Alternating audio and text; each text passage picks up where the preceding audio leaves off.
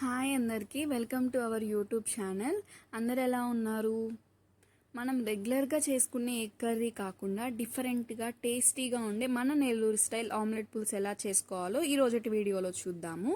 దానికోసం ముందుగా ఒక బౌల్లో నిమ్మకాయ సైజ్ అంత చింతపండుని నానబెట్టి పక్కన ఉంచుకోవాలి. తర్వాత ఒక కడాయిలో తగినంత ఆయిల్ వేసి ఆయిల్ బాగా హీట్ ఎక్కాక అందులోనే 1 టేబుల్ స్పూన్ వరకు ఆవాలు, 1 టేబుల్ స్పూన్ జీలకర్ర, 1 టేబుల్ స్పూన్ మెంతులు కూడా వేసుకొని ఇదంతా బాగా చిటపటలాడేంత వరకు బాగా ఫ్రై చేసుకోవాలి. ఇదంతా బాగా ఫ్రై అయ్యాక అందులోనే 5 నుంచి 6 పచ్చిమిరపకాయ ముక్కలు, 2 కట్ చేసుకున్న ఉల్లిపాయ ముక్కల్ని కూడా వేసుకొని బాగా ఫ్రై చేసుకోవాలి. ఇది ఫ్రై అయ్యేటప్పుడు అందులోనే 1 టేబుల్ స్పూన్ వరకు పసుపు, తగినంత ఉప్పు వేసుకొని ఆనియన్స్ అనేది గోల్డెన్ బ్రౌన్ కలర్ వచ్చేంత వరకు ఫ్రై చేసుకోవాలి. తర్వాత ఒక 2 టమాటా ముక్కల్ని కూడా వేసుకొని ఈ టమాటాలు అనేది సాఫ్ట్గా అయ్యేంత వరకు ఫ్రై చేసుకోవాలి. ఇది కొంచెం ఫ్రై అయ్యాక కరివేపాకు, 2 టేబుల్ స్పూన్ల వరకు కారం కూడా వేసుకొని పచ్చి వాసన పోయేంత వరకు బాగా కలుపుకొని ఫ్రై చేసుకోవాలి.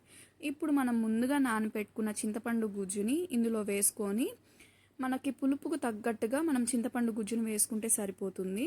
పులుపు తినని వాళ్ళు కొంచెం వేసుకోండి. ఇదంతా బాగా కలుపుకోవాలి. ఇప్పుడు దీనిని కొంచెం సిమ్లో పెట్టుకొని ఒక 10 నిమిషాల పాటు ఉడికించుకోవాలి. మనకి పులుసు అనేది బాగా చిక్కబడేంత వరకు ఉడికించుకుంటే సరిపోతుంది.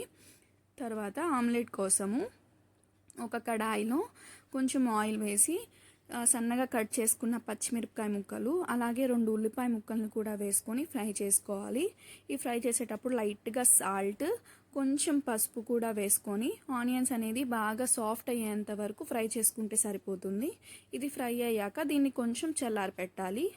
ఇప్పుడు వేరే బౌల్లో కొంచెం పాలు, ఈ ఆమ్లెట్ పులుసుకి మెయిన్ ఇంగ్రీడియంట్ ఈ పాలే అండి. ఈ పాలు వేయడం వల్ల ఆమ్లెట్ కర్రీకి చాలా టేస్ట్ వస్తుంది.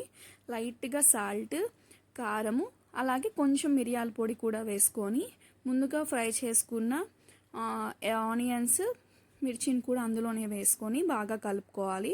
ఇప్పుడు అందులోనే 4 నుంచి 5 కోడిగుడ్లను కూడా వేసుకొని ఇదంతా బాగా మిక్స్ చేసుకోవాలి. ఇప్పుడు ఇదంతా బాగా ఇప్పుడు ఒక ప్యాన్లో కొంచెం ఆయిల్ వేసుకొని ఈ మిక్స్ చేసుకునిందంతా ఆమ్లెట్ వేసుకోవాలండి. కొంచెం కొంచెంగా వేసుకుంటూ ఆమ్లెట్ వేసుకోవాలి. ఈ ఆమ్లెట్ అనేది చాలా స్మూత్గా, సాఫ్ట్గా, ప్లఫీగా వస్తుంది పాలు వేయడం వల్ల.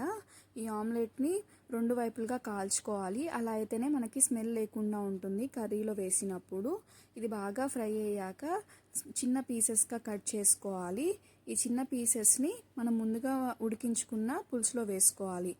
అలాగా ఆమ్లెట్ వేసుకుంటూ చిన్న పీసెస్ వేసుకొని ఈ పులుసులో వేసుకోవాలి. అంతే. ఇప్పుడు ఈ ఆమ్లెట్ పీసెస్ని అంతా ఈ గ్రేవీ పట్టేంత లాగా కలుపుకోవాలి. బాగా మిక్స్ చేసుకొని బాగా కలుపుకోవాలి. అలా అయితేనే ఆమ్లెట్ ముక్కలకి గ్రేవీ అనేది బాగా పడుతుంది. అంతే, ఎంతో ఈజీ అయిన టేస్టీగా ఉండే నెల్లూరు స్టైల్ ఆమ్లెట్ పులుసు రెడీ. ఇలాంటి వీడియోస్ మీకు ఇంకా కావాలంటే ప్లీజ్ లైక్ చేసి సబ్స్క్రైబ్ చేసుకోండి. ఈ ఆమ్లెట్ కర్రీ మీరు కూడా ఒకసారి ఇంట్లో ట్రై చేసి ఎలా వచ్చిందో నాకు ఒకసారి కమెంట్ చేయండి.